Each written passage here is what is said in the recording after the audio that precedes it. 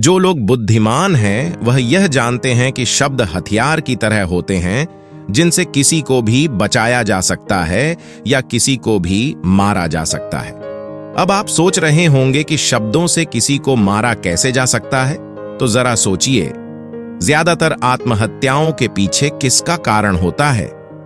किसी के पति ने कुछ कहा, किसी के पिता ने कुछ कहा और उन लोगों ने आत्महत्या कर ली। ये आत्महत्या किसके कारण हुई? वो पीड़ित के मन को इतना दुखी कर गए कि उसके मन से वो दुख सहन और बर्दाश्त करना नामुमकिन हो गया और इसी वजह से उन्होंने आत्महत्या कर ली। ऐसे ही आपके शब्द किसी को नया जीवन प्रदान कर सकते हैं। जब कोई आदमी उदास होता है या दुखी होता है तो आपके शब्द उसमें एक नया जोश, एक नया उत्साह भर सकते हैं और एक हारा हुआ आदमी अपने जीवन में एक नई शुरुआत कर सकता है, सिर्फ शब्दों के माध्यम से, हमारी वाणी के माध्यम से। तो अब तक आप ये तो समझ ही गए होंगे कि हमारे शब्द हमारे जीवन को किस तरह निर्धारित करते हैं, शब्दों में कितनी ताकत होती है और किसी से बात करते वक्त हमें कितनी सावधानी से अपने शब्द चुनने चाहिए। आज की जो बौद्ध कहानी मैं आपको सुनाने वाला हूं, उसमें आपको सीधे तौर पर कुछ ऐसे तरीके पता चलेंगे, कुछ ऐसी परिस्थितियां पता चलेगी जहां पे आपको हमेशा चुप रहना चाहिए। कुछ परिस्थितियों में अगर आप कुछ नहीं बोलेंगे तो वही आपके लिए सबसे ज्यादा बेहतर होगा। इससे पहले कि आप इस कहानी में खो जाएं, इस चैनल को सब्सक्राइब जरूर कर लें। तो चलिए कहानी शुरू करते हैं। एक बार की बात है, एक युवा लड़का एक बौद्ध भिक्षु के पास पहुंचा। वो काफी परेशान लग रहा था और उसने बौद्ध भिक्षु से जाकर पूछा कि हे महात्मा, मैं अपने आप से परेशान हूं, अपने आप से दुखी हूं। बाहरी रूप से मुझे कोई दुख नहीं है, मैं धन धान्य से संपन्न हूं, मुझे कोई शारीरिक रोग भी नहीं है, लेकिन मैं खुद से परेशान रहता हूं, अपने मन से परेशान रहता हूं। अक्सर मेरी बातों को मेरा कोई भी दोस्त गंभीरता से नहीं लेता है और ना ही मेरे परिवार के लोग मेरी किसी बात को गंभीरता से लेते हैं। मैं जो कुछ भी सलाह देता हूं, या तो वह उसे मजाक में उड़ा देते हैं या फिर उसे गंभीरता से लेते ही नहीं है। मेरी बातों को कोई गंभीरता से क्यों नहीं लेता है? क्यों मेरी बातों पर कोई अमल नहीं करता? क्यों मेरी बातों में कोई रुचि नहीं दिखाता? क्या कारण है? कृपया मुझे बताने का कष्ट करें और मेरे मन के इस दुख को दूर करें। यह सुनकर बौद्ध भिक्षु ने कहा कि आज सुबह मैं ध्यान करके वापस आ रहा था तो रास्ते में कुछ कौवे कांव कांव कर रहे थे और वहीं पर जब मैं चलता हुआ कुछ दूर आया तो मुझे एक मोर की मधुर आवाज सुनाई दी। यह सुनकर अचानक मेरे मन में ख्याल आया कि कौवे कितना कांव कांव करते हैं, कितना बोलते रहते हैं, लेकिन कोई भी प्राणी कौवे की आवाज को पसंद नहीं करता। मोर हमेशा सही परिस्थिति के हिसाब से बोलता है। जब भी बारिश होने वाली होती है और बादल गरजते हैं और बारिश होने की आशंका होती है, ऐसे में मोर अपनी मधुर आवाज में बोलता है, जो सभी को प्रिय होता है, सभी को अच्छा लगता है। ऐसे ही अगर इंसान सही परिस्थिति के हिसाब से सही शब्द बोले, सही वाणी बोले, तो वही वाणी दूसरों के लिए संगीत बन जाती है और दूसरे लोग तुमसे सम्मोहित हो जाते हैं और वहीं पर तुम्हें सब लोग गंभीरता से लेने लगते हैं।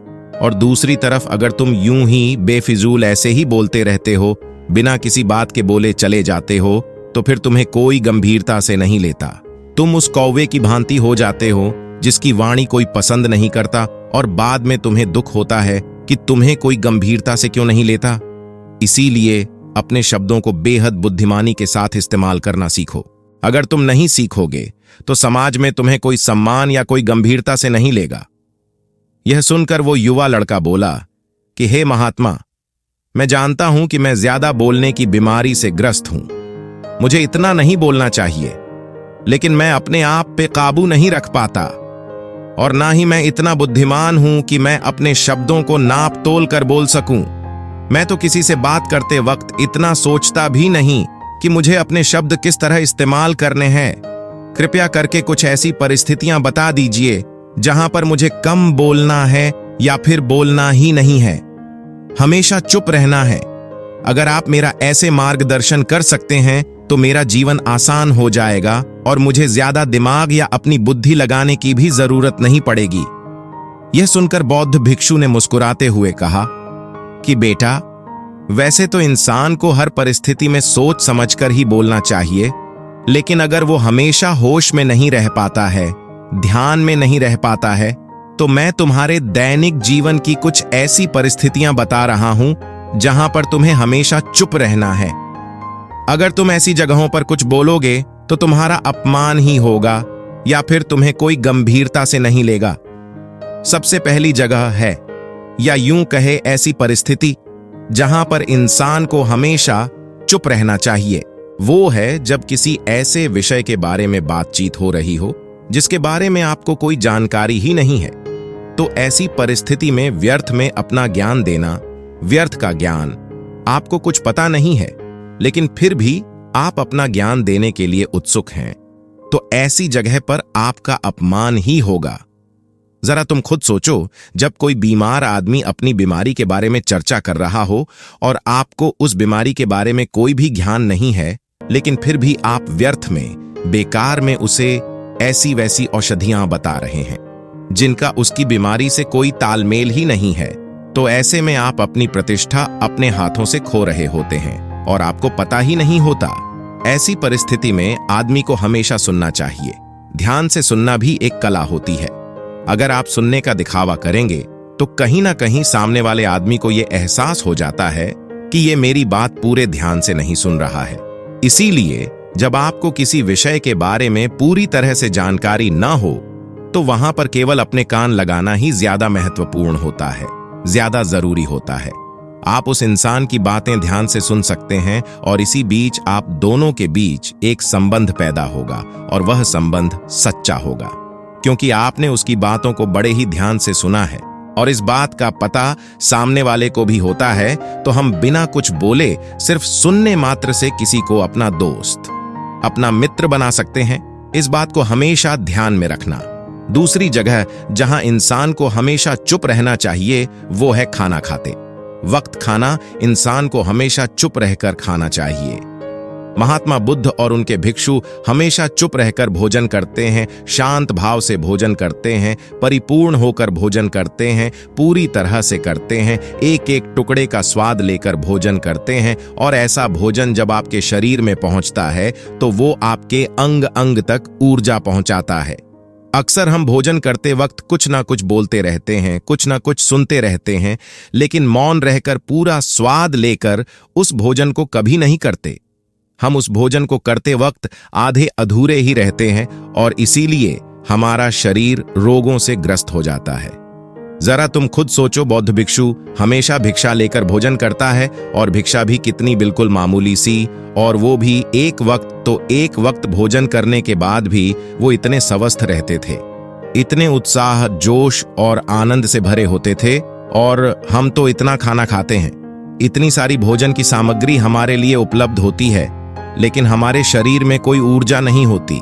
इसका सबसे बड़ा कारण होता है कि हम अपना भोजन होश में नहीं करते हैं, परिपूर्ण होकर नहीं करते हैं, मौन रहकर नहीं करते हैं। इसीलिए अपना भोजन हमेशा मौन रहकर ही करो। तीसरी जगह जहां पर अगर आपने चुप रहना सीख लिया तो इसका मतलब यह है कि आपने अपने ऊपर विजय हासिल कर ली। जी हां, गुस्से में शांत रहना या चुप रहना इतना आसान नहीं होता है। अक्सर हम गुस्से से भरकर कुछ ऐसे शब्द या अपशब्द बोल जाते हैं जिसका पछतावा हमें हमेशा रहता है, लेकिन जुबान से निकला हुआ शब्द वापस नहीं हो सकता। उस शब्द को मिटाया भी नहीं जा सकता। अब वो जिंदगी भर हमारे दामन से जुड़ चुका है और वो गुस्से में बोला गया। अब शब्द हमारे मन को समय समय पर बेचैन करता रहता है, दुखी करता रहता है। लेकिन गुस्से के वक्त चुप रहना सीखना भी एक बहुत बड़ी कला होती है।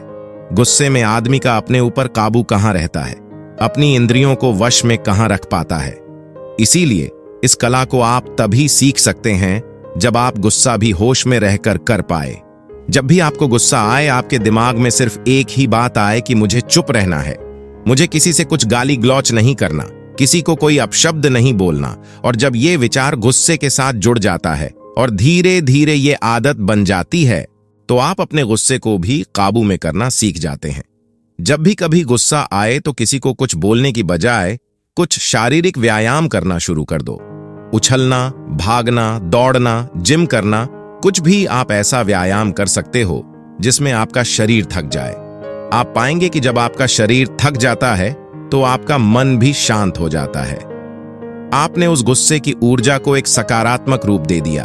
और यही बुद्धिमान व्यक्ति की पहचान होती है, जो दूसरों के तानों से भी अपना घर बना लेता है, अपनी कामयाबी के रास्ते निकाल लेता है। वही सच में बुद्धिमान आदमी है जो जहर को भी दवा बनाकर इस्तेमाल करना सीख जाए। वही असली बुद्धिमान होता है। चौथी जगह, जहां आप चुप रहेंगे तो आपके लिए वही सबसे ज्यादा बेहतर होगा, वही आपको सम्मान दिलाएगा। चौथी जगह है जब चार लोग आपस में बैठकर बातें कर रहे हो। कोई बैठक कर रहे हो तो वहां पर जब चार लोग बात कर रहे होते हैं तो चारों लोग एक साथ तो बात कर नहीं सकते। एक बार में एक व्यक्ति बोलेगा और तीन सुनेंगे, तभी वो बैठक कामयाब हो पाएगी, तभी वो चर्चा सही रूप में आगे बढ़ पाएगी। लेकिन अगर कोई आदमी ऐसा बैठा हुआ है जो बीच में ही दूसरे की बात काटकर अपनी बात को ऊपर रखना चाहता है, तो ऐसे में वो चर्चा या वो बैठक आपको कहीं नहीं पहुंचाएगी और चारों लोगों के बीच आप सबसे मूर्ख कहलाओगे।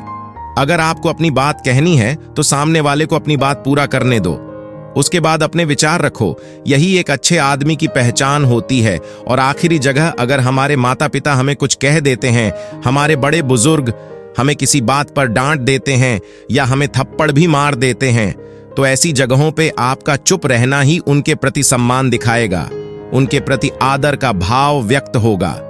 अगर आप उनके सामने उनका विरोध कर देते हैं, उनका प्रतिरोध कर देते हैं, तो वो गुस्सा तो थोड़ी देर बाद शांत हो जाएगा, लेकिन वो कही गई बात, वो विरोध किया हुआ शब्द या फिर कुछ भी उल्टा सीधा हमेशा आपके मन को सताएगा और आपके माता पिता को हमेशा यही लगेगा कि आज ये हमारी इज्जत नहीं करता, आज ही हमारी बात नहीं मानता क्योंकि ये कमाने लग गया है, ये बड़ा आदमी बन गया है।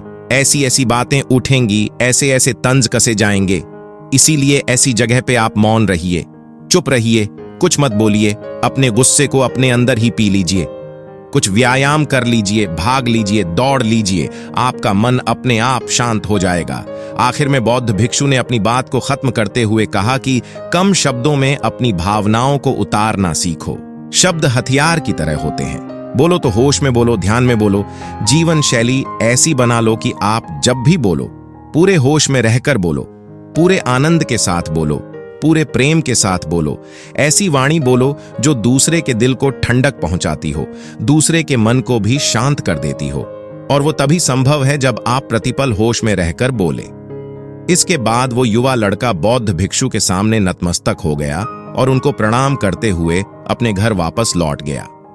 उम्मीद है आपको कहानी पसंद आई होगी। ऐसी और कहानियों के लिए हमारे चैनल को सब्सक्राइब जरूर कर लें। चलिए मिलते हैं फिर अगली कहानी में। तब तक अपना ख्याल रखें। वीडियो देखने के लिए आपका धन्यवाद।